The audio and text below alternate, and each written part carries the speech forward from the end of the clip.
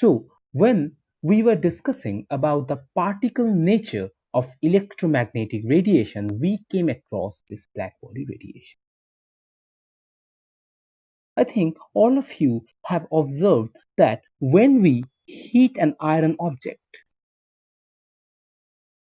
what happens is, at first, it turns red. Now, if we just keep on hitting it, it would turn yellow, and in the end, it would turn blue. So have you noticed that?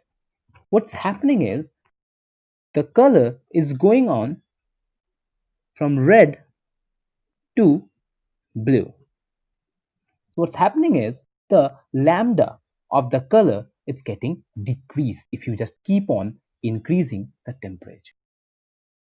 Now, to understand this phenomena, we need to discuss about blackbody radiation and Wien's displacement law.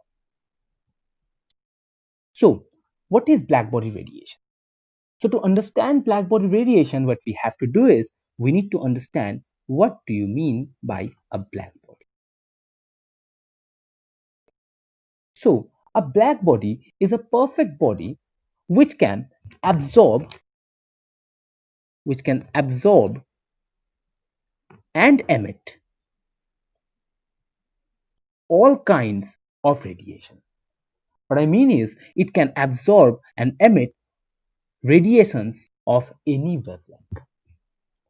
So you can say that it is a perfect absorber and a perfect emitter as well. Now, how to make a blackbody? To make a blackbody, what you have to do is you need to take a sphere and you need to color black from inside. Now, what you have to do is you need to make a hole of it. Now, when a radiation of a particular wavelength falls on it, what happens is it goes inside through the hole and it gets deflected on the inner surface or the inner wall of this sphere. As a result, what happens is the whole radiation gets absorbed there. Now, when you heat these kind of bodies, what would happen is it would be able to radiate all kinds of wavelengths from here. Okay, so this is how a blackbody works. Now, if you just take a blackbody and if you just hit this object, what happens is, as we have learned earlier, what happens is it can emit all kinds of radiations.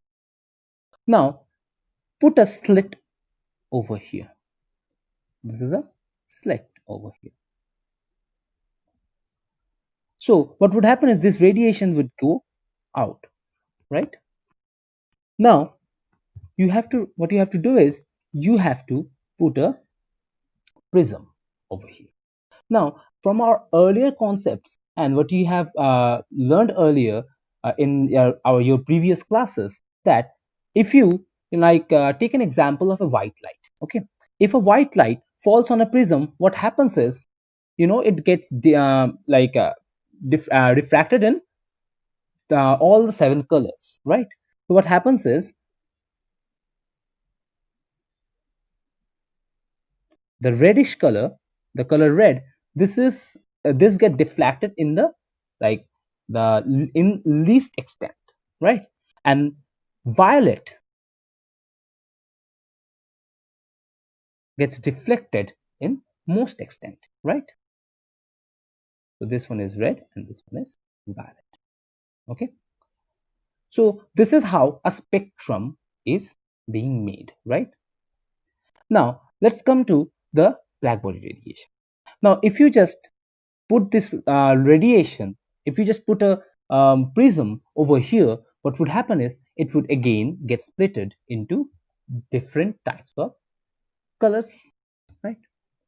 Now, what you have to do is you have to take a detector over here. Okay, I'm continuing this picture from here. So what you have to do is you need to put a detector over Now, this is a special kind of detector. It can detect intensity. It can detect intensity of the radiations.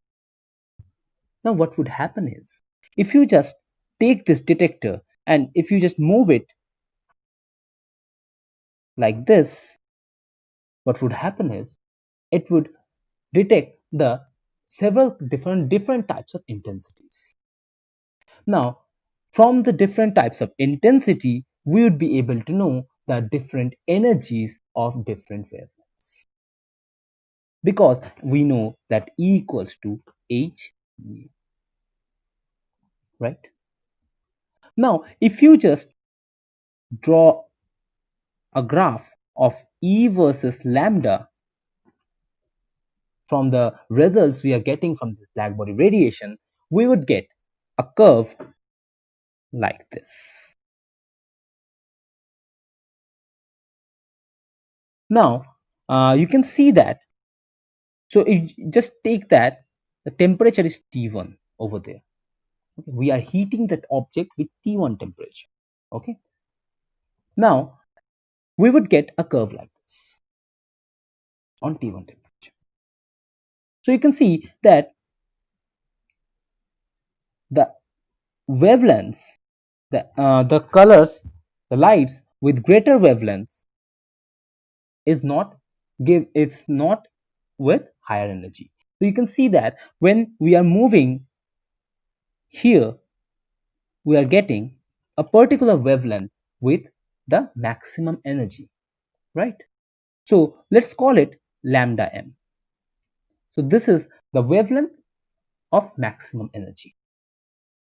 Now what would happen is, if you just increase the temperature, to T2, you'd get another curve like this.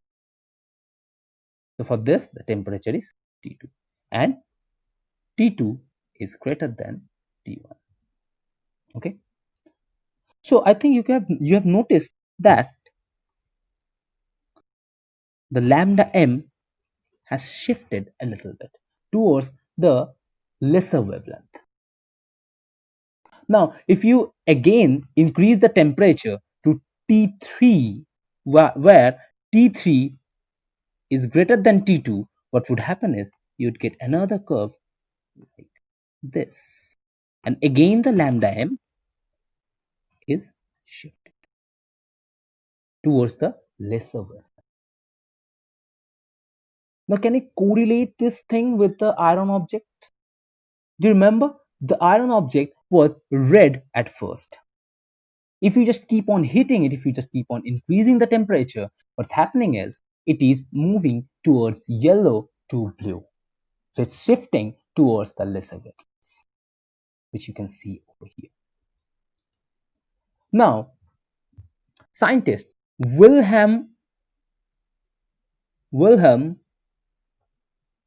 Wien did this experiment, and he said that if you multiply the lambda m with the corresponding temperature, then you'd get a constant. This is known as Wien's displacement law. Okay, Wien's displacement law. Now, this constant have a particular value. This constant has a particular value, which is 2.9 approximately into 10 to the power minus 3. Now, I think I don't need to say what would be its unit. So lambda has a unit of meter and temperature has a unit of Kelvin. So definitely its unit would be meter Kelvin. Okay. Now, let's apply this knowledge what we have gathered today. Now, consider any celestial body. Let's consider our sun. Sun emits white light, right? Now, if you just put a prism over here, and if you just do the same experiment that Wien did, then what we have got it after doing that experiment, we have got that lambda m value around 4753 angstrom. Now, as we know that lambda m into T is constant, and we have the value of constant. So, and we have the value of lambda m. So, from applying this Wien's displacement law, we would be able to find out the temperature of the sun, which is coming as near about 6060 Kelvin, which is like close to the actual value, which is near about 5800 Kelvin. So that's how we can apply this Wien's displacement law in our practical aspect. Okay.